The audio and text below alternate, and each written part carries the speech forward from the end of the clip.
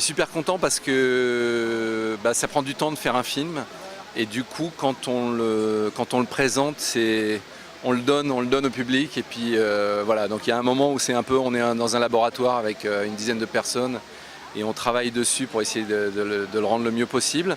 Et donc là je suis content de faire ce passage de témoin comme ça et de voir là comment le public va le ressentir, quoi. En fait, moi je suis venu il y a 5 ans, c'est la première édition du Festival d'Angoulême. Je vois déjà comment en 5 ans c'est devenu quelque chose de beaucoup plus gros, comment il y a plus d'ambition, il y a un regard sur le cinéma français qui est vraiment particulier. Du coup, ça donne envie d'être là, simplement parce qu'il y a une espèce de rendez-vous sur les films de la rentrée. C'est vraiment la rentrée du cinéma, quoi. Le Festival d'Angoulême, c'est devenu ça, je pense. Alors j'ai longtemps dit que je voulais pas faire de suite, notamment après l'Auberge espagnole, je pensais pas faire de suite. Et puis j'ai fait les Poupées russes. Et par contre, après les Poupées russes, je me suis dit, puisque j'en ai fait un deuxième, j'ai eu envie qu'il y ait une troisième, que ce soit une trilogie. Parce que je m'étais dit, si jamais je laisse passer du temps, si je laisse passer 10 ans entre les Poupées russes et celui-là, ça vaut le coup. C'est-à-dire que l'idée c'était vraiment de faire vieillir les personnages et de les voir à 3 époques de leur vie, donc à 25 ans, à 30 ans, à 40 ans.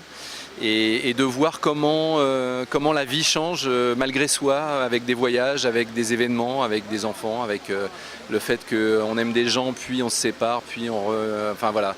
Donc il y a tous ces événements-là, c'est le temps qui finalement fait qu'on a un regard différent sur les gens et qu'on a un regard différent sur la vie de ces gens-là, quoi. C'est compliqué de répondre à cette question parce qu'il y a une partie de moi-même, mais je ne peux pas dire que Xavier c'est moi. Je pense que même au 3e film, c'est pas du tout moi. Par contre, c'est nourri de beaucoup de choses à moi. Je pense que pour donner une vérité au personnage, on est obligé d'aller chercher des choses intimes. Mais bizarrement, Xavier n'est pas moi, et c'est pas non plus Romain Duris. Donc il y a quelque chose qui fait qu'on crée tous ensemble. Et c'est un personnage de fiction, donc je pense que ce personnage de Xavier, pour vous donner un exemple, dans l'Auberge espagnole, je me suis inspiré de ce que j'ai vécu en étant étranger, en étant étudiant étranger à New York, mais par contre lui c'est un étudiant étranger à Barcelone, et donc voilà, ce qui est devenu un film sur la génération Erasmus, c'est motivé par ce que moi j'ai vécu quand j'étais étudiant en cinéma à New York. Donc voilà, c'est des choses comme ça que j'emprunte à ma vie, mais que je transpose pour le film et pour la fiction. Je pense que c'est l'avenir je pense que le support physique qu'on a connu, les cassettes VHS et les DVD sont voués à disparaître. Je pense que la VOD c'est l'évolution logique de ça, et je pense que là, moi j'ai toujours été réticent, par exemple pour aller sur les sites pour acheter de la musique et consulter de la musique. Puis finalement je m'y suis mis, je pense que ce sera la même chose pour les films. De plus en plus on va faire ça.